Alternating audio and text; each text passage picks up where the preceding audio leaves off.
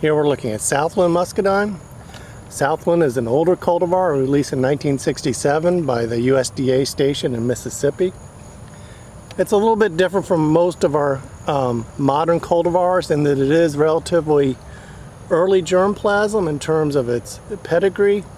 One of its parents is Thomas, and Thomas is a wild selection from the coastal plain in North Carolina. So we're really looking only at one or two generations from a wild plant in Southland.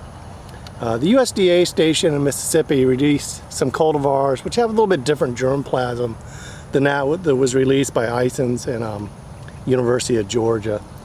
It tends to be a little more wild in type.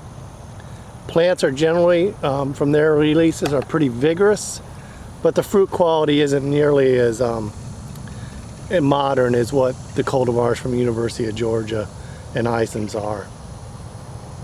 You can still find Southland being propagated and sold, and it's only sold for one reason, and that is flavor.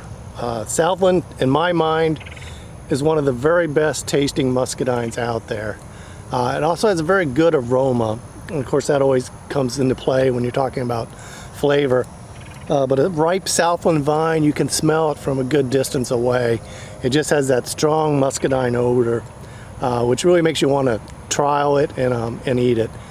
I don't think it would be a good cultivar commercially, certainly. It's just not got the size and the crisp skin that we want in commercial cultivars. And pick your own, it would probably only do moderately well just because it is small, and a lot of people are going to be turned off from that small size. But if they get up close and taste it and they smell it, then they may really like it for that reason. And so I do have some growers that like it for that reason, just because it has such a good flavor. The berries, as you can see, relatively small. One of the nice things about it is it almost always picks cleanly. You get a nice tight dry stem scar, very little tearing and virtually no split when you pick it. So it just kind of comes off in your hand. Real easy to pick in that way. I think it'd make a nice juice jelly type grape. One of the things about it is it does have a very tough skin. It's got the traditional muscadine skin. It's a slip skin, soft pulp, and very few people are going to eat this skin. It's just really very tough skin. So again, if you want a home variety and you want something, to use that's just got a lot of aroma and traditional muscadine flavor, Southland's a good cultivar for that.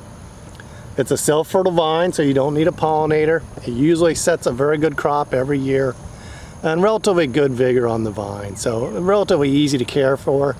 Having a tough skin and black color like that, very few fruit rots. You could probably grow it without spraying it most locations and most years. So easy to take care of that way. Again, this is Southland Muscadine.